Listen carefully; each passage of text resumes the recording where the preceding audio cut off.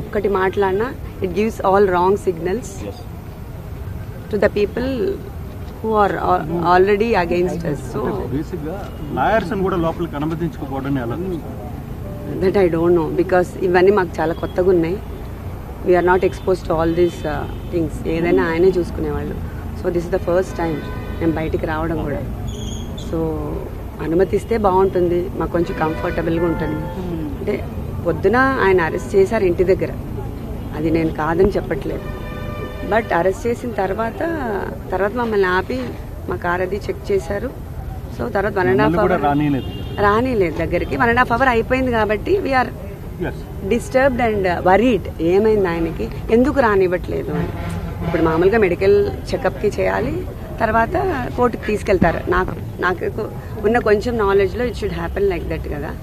అందుకోసం మేబీ ఇప్పుడు అది కనీసం ఆయన బాగున్నారు, ఏమి ఇబ్బంది లేదని కనీసం మా లాయర్ గారని చూస్తే మాకు కొంచెం everybody can understand this my situation. So I don't want to talk anything on this. Everything goes on his own. Natural justice అనేది కూడా ఉంటుంది.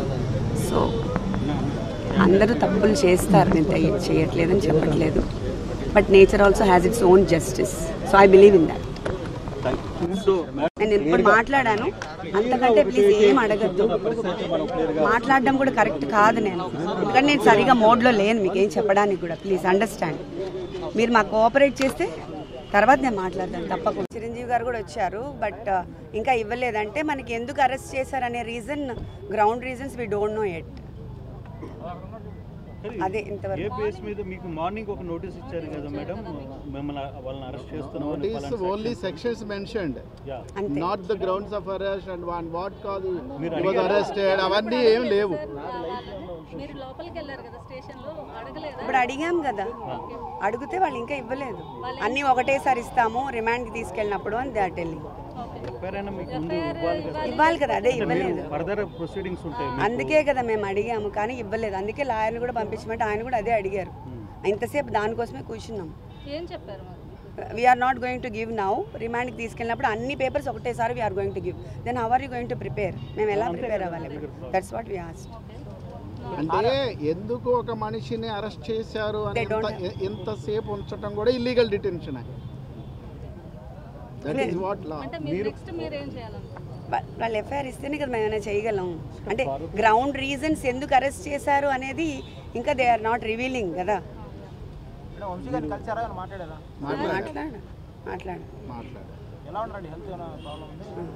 బాగానే, as of now is fine. అంటే మీరు లీగల్ ప్రొసీడింగ్ పోవడానికి ఫర్దర్గా మీకు ఇప్పుడు without FIR you can't go. We can't go. So మరి 1 day అయిపోతుంది ఆల్మోస్ట్ ఆల్. మీరు లీగల్ ఇప్పుడు కాసేపట్లో మెజిస్ట్రేట్ ముందు హాజరు చేస్తారు. సో అటువంటి సందర్భంలో అదే మనం చెప్తాం అక్కడ. We can't tell anything. మీరు మెజిస్ట్రేట్ ముందు మీరు చెప్పే అవకాశం ఉంటుందని అనుకుంటున్నారు. ఆయన చెప్తారు, ఇంకా మనకి ఎట్లా అవకాశం ఉంటుంది? ఇప్పుడు మనకి ఎఫ్ఐఆర్ఏ ఇవ్వనప్పుడు, సర్వ్ చేయనప్పుడు, బట్ మన చేతులు ఏముండదు కదా. We can't proceed further. So overall episode ఎట్లా అనిపిస్తుంది? ఎపిసోడ్ నేను పొద్దున్న నుంచి చెప్పాను, బట్ ఎవ్రీథింగ్ ఏం అర్థం అవ్వట్లేదు. ద ఇన్ఫరెన్స్ ఈస్ ఎప్పుడో జరిగినప్పుడు 44 మంది కేసు పెట్టారు. 44 మంది కేసు పెట్టడంలో ఎవరు దాన్ని ప్రేరేపించారు, ఎలా జరిగింది, స్టేషన్లో ఎలా పెట్టారు, ప్రెస్ మీట్ అనేది అందరికీ తెలుసు. 44 మంది పెట్టారు. అప్పుడు సిఐ గారు కూడా గాయపడ్డారు. తర్వాత దాన్ని ఎక్కడ కుక్ చేశారు? 91కి కుక్ చేశారు. కుక్ చేసిన తర్వాత ఇప్పుడు ఏం చేస్తున్నారు? ఇప్పుడు తీసుకున్నారు కస్టడీలోకి. ఇప్పుడు కూడా ఎఫ్ఐఆర్ చేయట్లేదు. ఏంటి డిఫరెన్స్ అంటే, రెడ్ బుక్ రాజ్యాంగం వాళ్ళు చెప్తారు, దాని ప్రకారం వీళ్ళు కుక్ చేస్తారు. పోలీసు వ్యవస్థ మొత్తం రాజకీయ వ్యవస్థలో ప్రభుత్వంతో నడుస్తుంది. వాళ్ళు ఏం చెప్తే అది చేస్తారన్నమాట కుక్. లేకపోతే ఏముంది ఇందులో, ఈ సెక్షన్స్ ఉన్నాయి, we're giving this FIR, we're going to remand him like this అని చెప్పడానికి ఏముంటుంది? చేయలేదంటే ఏంటి అర్థం? ఎంత కుకింగే కదా. స్టేట్లో ఏం జరుగుతుందో అందరికీ తెలుసు. ఇప్పుడు అతన్ని బెదిరిస్తే ఎలా వదిలేస్తాం మేము? ఇప్పుడు వంశీ గారే బెదిరించారనుకుందాం, ఎందుకు వదిలేస్తారు? వెరీ సింపుల్ కదా. అతనే చెప్తున్నాడు, నా చేత సంతకం పెట్టించుకుని సాక్షి సంతకం అని చెప్పి ఎఫ్ఐఆర్ కింద చేశారని చెప్తున్నారు. ఇవన్నీ చూస్తే ఎట్లా అనిపిస్తుంది? చెప్పింది కూడా మ్యాజిస్ట్రేట్కి చెప్పారు. ఊరికినే ఏదో పత్రికా ముఖంగానే ఊరికి ఎవరికో కాదు. ఈరోజు morning 164 statement recorded by particular magistrate. ఎవరైతే కంప్లైంటెంట్ అనుకుంటున్న సత్యప్రసాద్ని ఈరోజు ఎర్లీ మార్నింగ్ వైజాగ్లో పిక్ చేశారు పోలీసులు విత్ సీసీ ఎవిడెన్స్ కూడా లభించింది. వాళ్ళు ఇప్పుడు తీసుకుని వెనుకొస్తారు. కంప్లైంట్ని పోలీసులు బలవంతంగా ఎందుకు పిక్ చేసి తీసుకురావాల్సిన పరిస్థితి ఎందుకు? ఇప్పుడు అదే ఈ కేసు నేపథ్యం చూస్తే ఫస్ట్ నుంచి రెచ్చగొట్టారు, పార్టీ ఆఫీసులో గొడవ చేయించారు, చేసిన తర్వాత సీని కూడా కొట్టారు.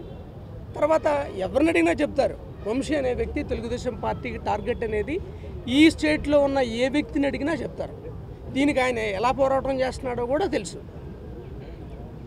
వాళ్ళ మెయిన్ టార్గెట్ ఏంటి? They want to hit him. పవర్లో ఉన్నాం కాబట్టి మేము ఏదైనా చేయగలం. ఇది వంశీ గారికి కాదు, సామాన్య కార్యకర్తకు కూడా జరుగుతాం.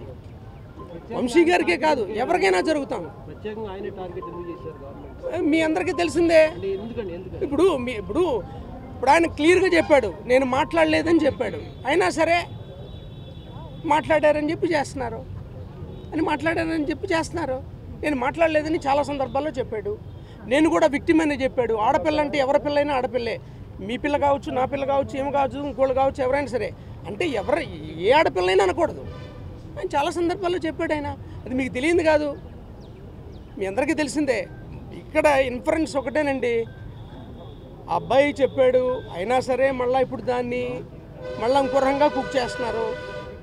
ఇది అందరికీ తెలిసిందే కదా. లేకపోతే 44 మంది మీద పెట్టింది 91 మందికి ఎట్లా చేరుతుంది? అంటే అక్కడ ఎవరు వైసీపీ వాళ్ళు ఉంటే వాళ్ళందరినీ కుక్ చేయడం, అంతే కదా. ఇంతకన్నా వేరే ఏమైనా అర్థం చెప్పగలమా? అర్థం చెప్పలేం కదా. ఎందుకు టార్గెట్ చేయరు? టార్గెట్ చేశారని అందరికీ తెలుసు కదా. ఈ స్టేట్లో ఎవరెవరిని టార్గెట్ చేశారు అంటే కొంతమంది వైసీపీ నాయకులు కూడా అది మాట్లాడడం తప్పని చెప్పి మాట్లాడుంటే నేను కూడా చెప్తున్నాను. ఇప్పుడు నా పక్కన సోదరు ఉంది, మా సోదరుని అంటే నేను బాధపడినా? ఈ ఆడపిల్లైనా ఆడపిల్లే, డెఫినెట్లీ వీ కండెమ్ ఇట్. నేను మాట్లాడలేదనే చెప్పారు కదా ఆయన. ఆయన చెప్పింది చెప్తున్నాను, సందర్భం కాదు కదా ఇది. ఆయన చెప్పింది చెప్తున్నాను. ఎస్, ఆ లెక్కకు వస్తే మీరు ఈ స్టేట్లో జరిగే మీకు తెలీదా? ఏ కుటుంబంలో ఆడపిల్లని వదిలిపెట్టారు? ఏ పార్టీ వదిలిపెట్టింది చెప్పండి? ఏం జగన్మోహన్ రెడ్డి గారి ఫ్యామిలీని కామెంట్ చేయలేదా చెప్పండి. ముందు మెచ్చేసి చెప్పండి ఇలా అనలేదని. అంటే ఒక పార్టీ ఆడవాళ్ళ, మిగతా వాళ్ళు ఆడవాళ్ళు కదా, మిగతా వాళ్ళ కుటుంబాలు ఉండవా, వాళ్ళకి మనోభావాలు ఉండవా? This is not that. మీకు కూడా విజ్ఞప్తి చేస్తున్నా, ఇది డెమోక్రసీ. This is democracy. రాజ్యాంగ వ్యవస్థ మీద మాకు నమ్మకం ఉంది, రాజ్యాంగ విలువల మీద నమ్మకం ఉంది. వైఎస్ఆర్ కాంగ్రెస్ పార్టీ, జగన్మోహన్ రెడ్డి గారు రాజకీయంగా ఓటు విలువ ఎలాంటిదో మనిషికి కూడా సామాజికంగా ఆర్థికంగా వాళ్ళు ఎలాంటి వాళ్ళైనా సరే